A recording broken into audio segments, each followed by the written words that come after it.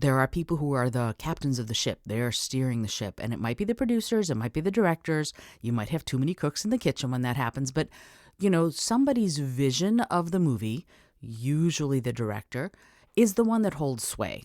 And everybody else is looking to fulfill that vision.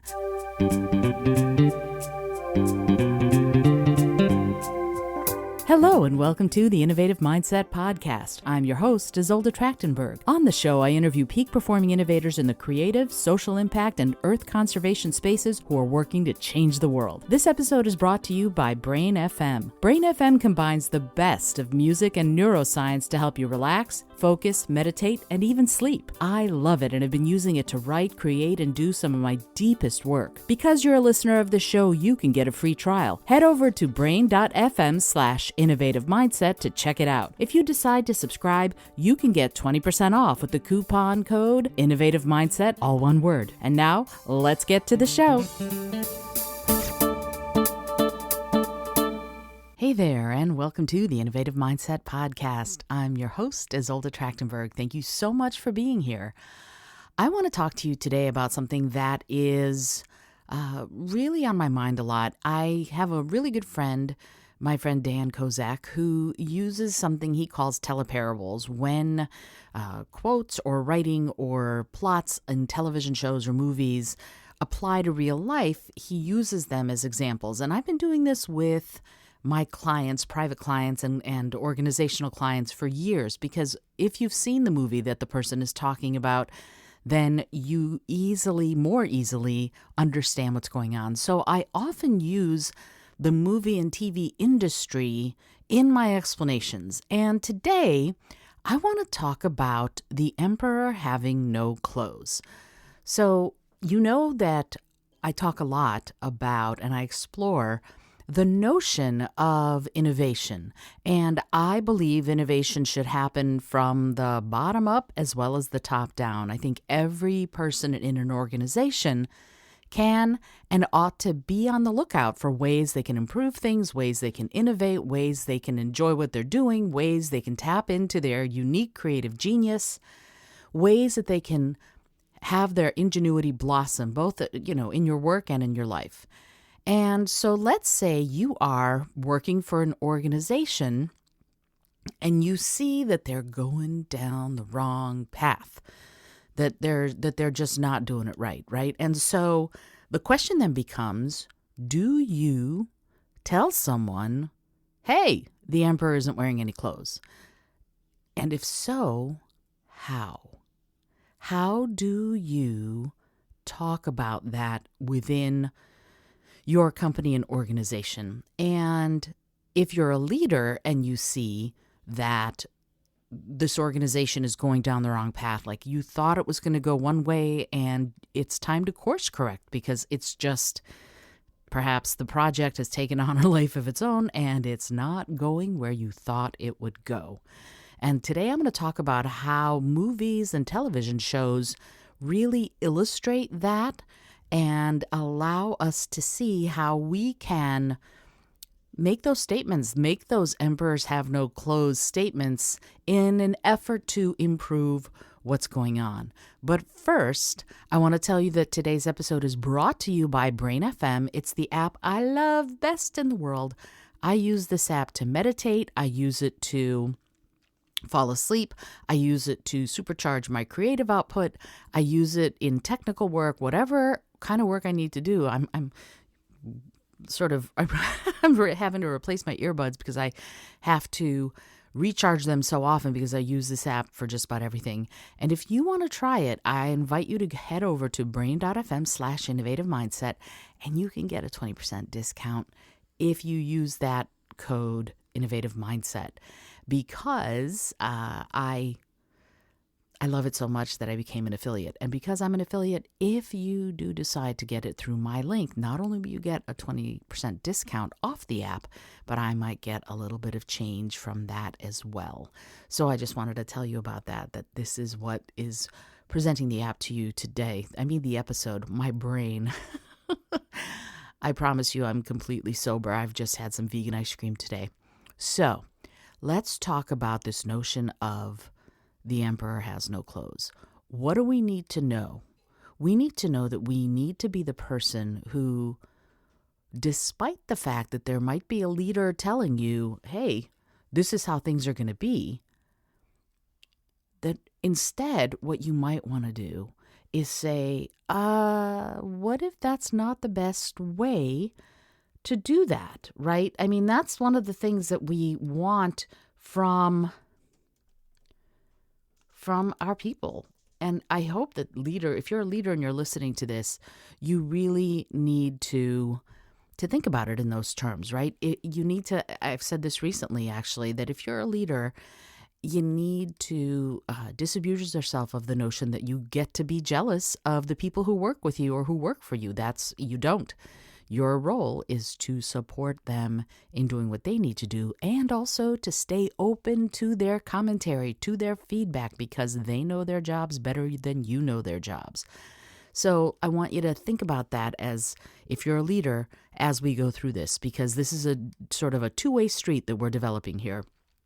Okay, so if you are a member of an organization and you see that there is something that needs to change or that needs to be course corrected, you might be very, very nervous to make sure that it is course corrected, right? Because you might be going, I'm just one person and I'm nervous to talk to anybody about this. And I totally hear you, because often leaders aren't ready to hear from someone who is part of the team. And it's changing. Nowadays, leaders are learning a lot more about how to stay open to feedback, to critique, and also to those points in their project management where they could get a little bit more help, where they could stand to get feedback. The same thing happens in schools. You know, over the last 20 years that I've been working in schools, we've gone from a paradigm where teachers are the authority figures. They're the ones who are supposed to know everything, and they're passing that knowledge and wisdom down to their students, to one that is sort of a paradigm of exploration, where teachers are no longer the authority figure. They're a guide. They help students get to places, but they don't necessarily purport themselves to be authorities anymore. They're not the end-all, be-all of all knowledge. Instead, they and their students explore together. And that combination of being explorers together, whatever you're learning, makes learning easier. It also makes teaching easier, because it lets teachers de-stress a little bit, because they don't have to be the font of all knowledge. Instead, they get to explore with their students and see where it takes them. And when I do my workshops with companies and organizations, if somebody asks me a question that I don't know the answer to, that's my answer. I don't know.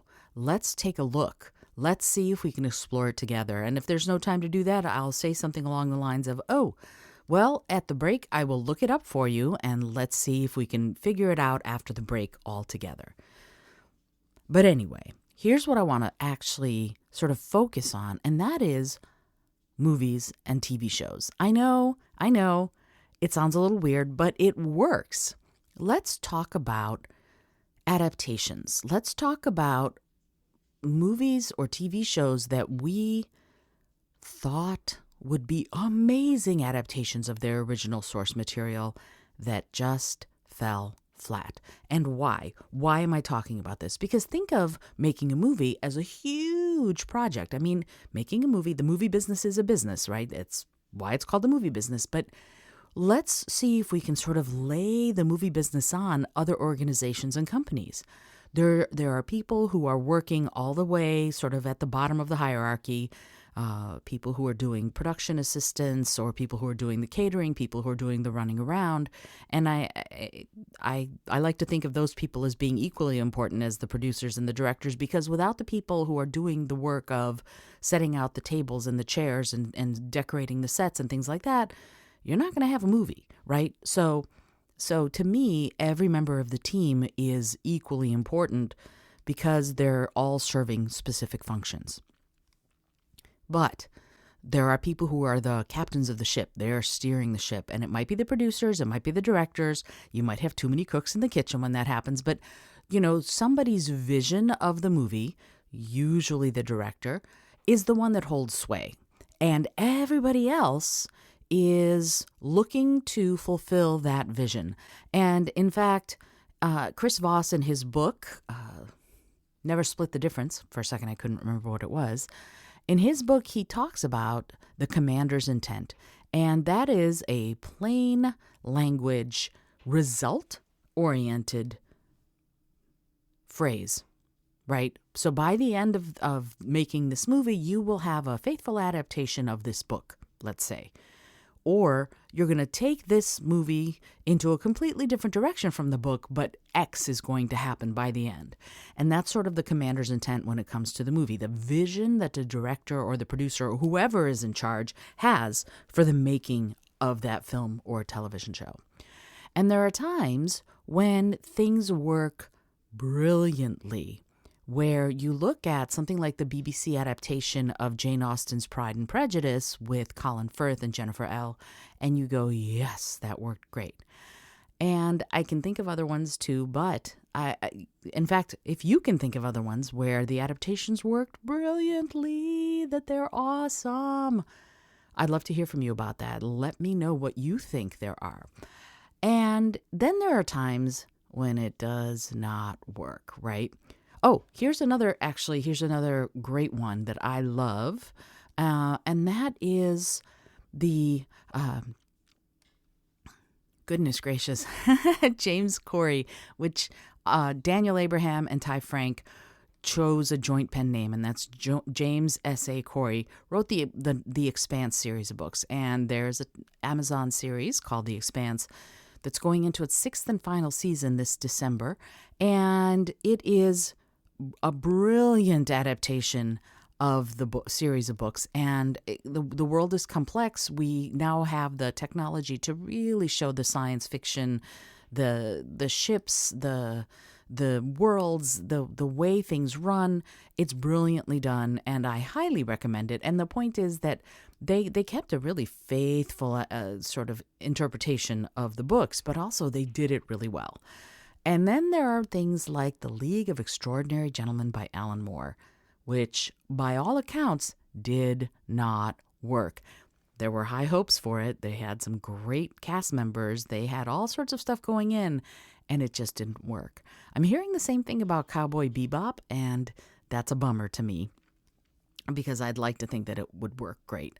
Another one that did not work is David Lynch's Dune with Kyle MacLachlan and Sting and various other people, and you look at it and you're like, yeah, that did not work. They did not manage to not only not do a faithful adaptation of the book, but it kind of went all over the place and was really hard to follow. And I've read the books and loved the books and was really bummed about that. Another one that did not work is Bonfire of the Vanities by Tom Wolfe. The book is great. The movie, not great.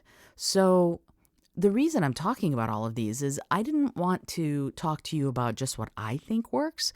I checked in with my Facebook people and my peeps on their ideas and what works and what doesn't work. They provided me with a bunch of great ideas about that, about what works and what doesn't work. And I've talked to you a little bit about all of those, the ones that they've mentioned. There are other ones, and the point for me is that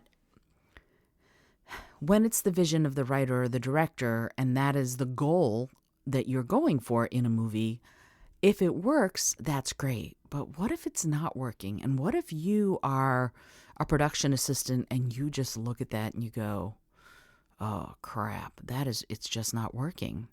And you are the one who has to go, the emperor has no clothes. This vision, it's going to suck. And I am sure that there is no production assistant out there that's saying that, right? And then I have to wonder, why not? Why do we not have someone who is the person who is sort of charged with figuring out whether or not this is working? And the director may or may not have a great vision, but they may also not be meeting their vision, right? So even if they have a great vision, they may be falling short, and there's no one there to tell them that. And they have something called a continuity supervisor or a script supervisor, someone who, for example, says, oh, you were wearing a blue shirt the last time we were filming this scene, and now you're wearing a black shirt. we need to make sure that the continuity exists. Or you were holding your coffee in your right hand, but all of a sudden you're holding it in your left hand. And I'm sure you've seen movies where they have these little goofs where the person's hair was up in a bun and then 5 seconds later it's down and nothing's happened. Why this person has their hair down all of a sudden instead of in a bun? But it's because the continuity person didn't manage to figure that out, right? So the question that I have is how does that work? How does the continuity expert, how does the supervisor for continuity figure all of that out and make sure that continuity exists? Does that make or break a movie or a TV show? No, it doesn't. And yet we have so many examples of when you think that a vision that you expect it to work, and they spend hundreds of millions of dollars trying to make it work, and it just doesn't work, right? And so what if the vision sucks? Who would say it? Who would look at the director and go, I'm sorry, but your vision for this, your goal for this, it's terrible. But yet, what if they could? I mean, there are a couple of different ways to look at this, right? Would anything ever get done if everybody felt they could say something, right? Oh, this stinks. This is terrible. You're not following the book. You've gotten away from the book, or whatever's not working.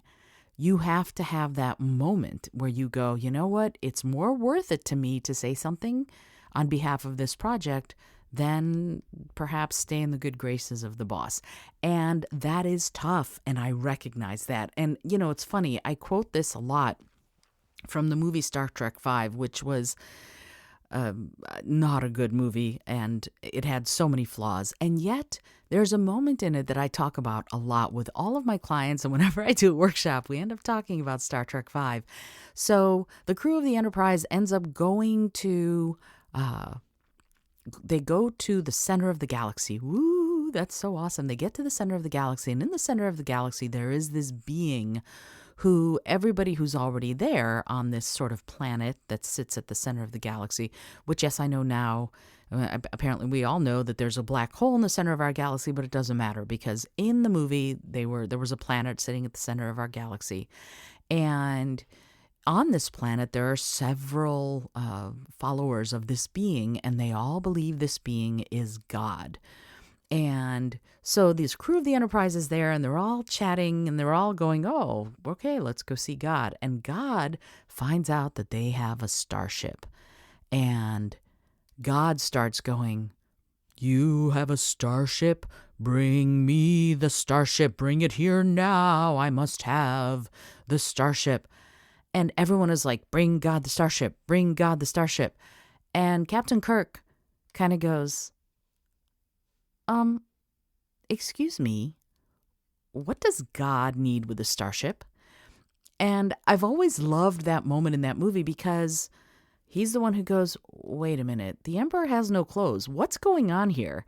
And it's easy for him because he's the captain to say, I'm going to ask that question. So he already has that confidence from having captained starships himself, from having led many people. And so he feels that confidence, and he's the only one who does go, excuse me, what would God need with a starship? You're the supreme being, right? You're omniscient, you're omnipotent. You should be able to get whatever you want.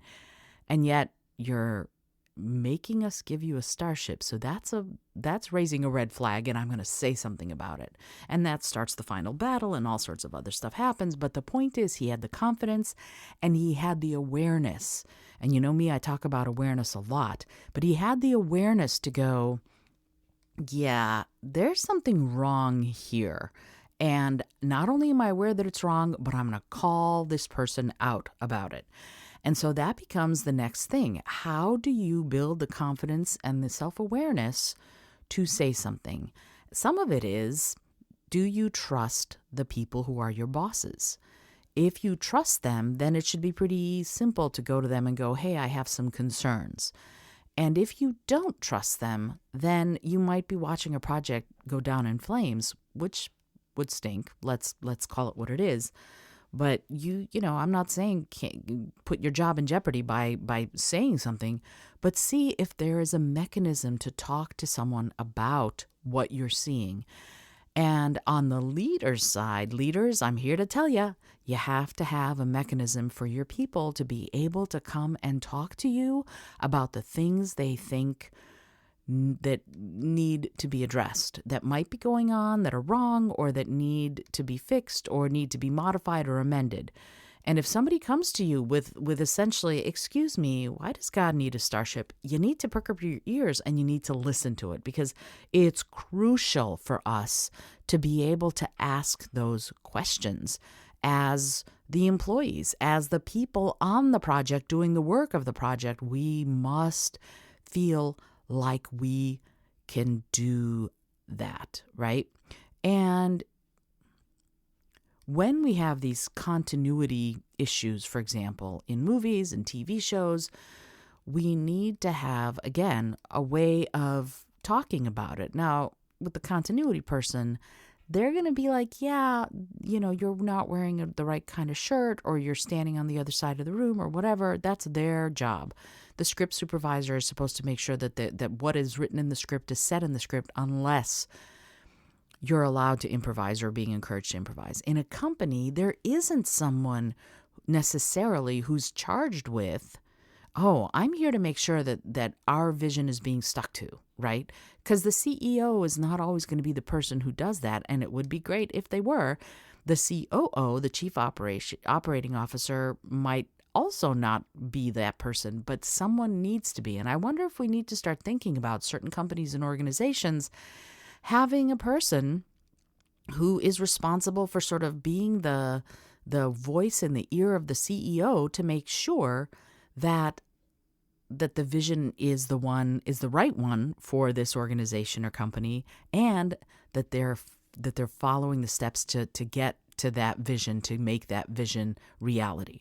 Because when you look at David Lynch's Dune, for example, yeah, you get to see Sting in little blue sort of bathing trunks with wings on them, which is a little weird, but it doesn't necessarily give you what you wanted out of the movie adaptation of these books.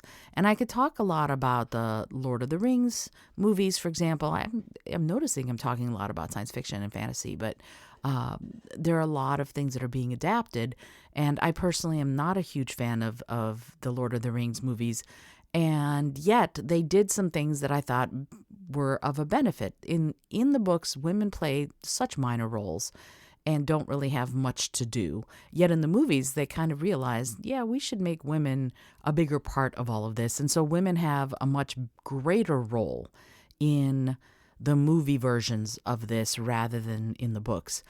And the same kind of thing, you can look at the Harry Potter series and look at, are they sticking to the books? And some directors went, yeah, we're not going to do that. And some went pretty faithfully along with what the books did, so faithfully that movie number 6 is just a slog.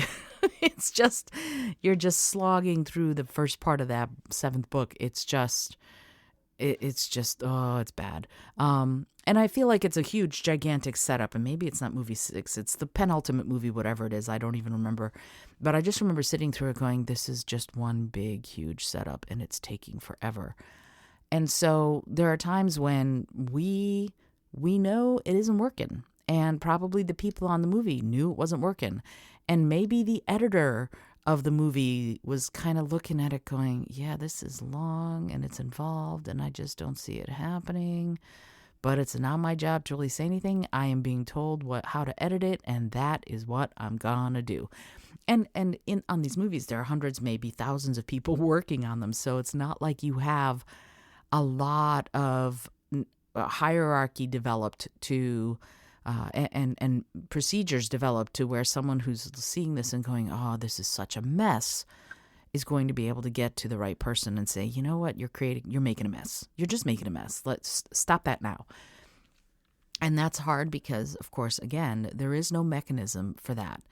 And so I guess this is my call in thinking about it for a mechanism in companies and organizations where you check in with your people and you go, what is it that we're doing that is working, and what is it that we're doing that we could be doing better or differently? And if you have that for your people, if you have a process, and I'm going to delve much more into this next week when I talk about how to lead teams of creatives in a business or an organization. But I encourage you, if you're any sort of leader, start thinking about that. If you're leading any kind of group, start thinking about mechanisms for them to tell you what could be done better, what's going well, what's working for them, and what could be done better. It will help. It'll help movies and television shows a ton.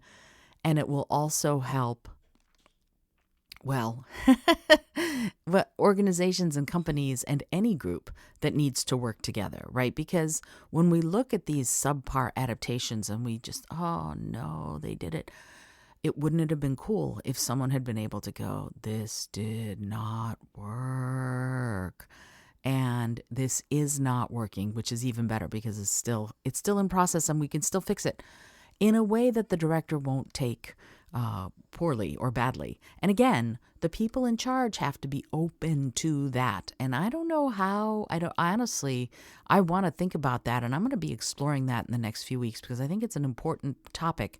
How do we get ourselves the processes and procedures that will help us align with being open to and hearing from people who are doing the jobs, boots on the ground, who can come to us and say what's working and what isn't. And if we do that, then we will have a much easier time of keeping all of these things straight and staying on target. Because otherwise, it's easy to get lost. It becomes a morass. Ideas become a morass. You start losing the thread. You know, it's like you're in a labyrinth and you need that thread, Ariadne's thread, to help you so that you can go into the labyrinth, do your business, and make your way back out safely. And it's crucial. It really is. So the more you have that thread of the vision and the more you have people around you helping you make sure you're staying on track and helping you course correct if you get off track, the easier it will be to fulfill the vision of movie, TV show, or company or organization. I hope you've enjoyed today's episode. This is Isolde Trachtenberg, and if you are liking the show and you're liking the direction it's going, which is really an exploration of innovation and its elements, the elements of innovation, what it takes to innovate so that you can stay on the leading edge, I would love to hear from you. I would love it if you would leave a review of the show wherever you listen, if it has a mechanism for leaving a review. Honestly, I wish more platforms allowed reviews. There are a few. The biggest one, of course, is Apple Podcasts, but it would be really cool if some of the other ones were to develop ways of leaving reviews. Right now, if you listen on an Android, for example, you can't leave me a review on Apple Podcasts unless you have an iTunes account. And that's a bummer for me because I would love to hear from you about what it is that you're thinking about the show. But it would mean the world to me. If you can leave a review, I would love it if you would. Until tomorrow, this is Isolde Trachtenberg reminding you to innovate by being kind, being creative, and being bold.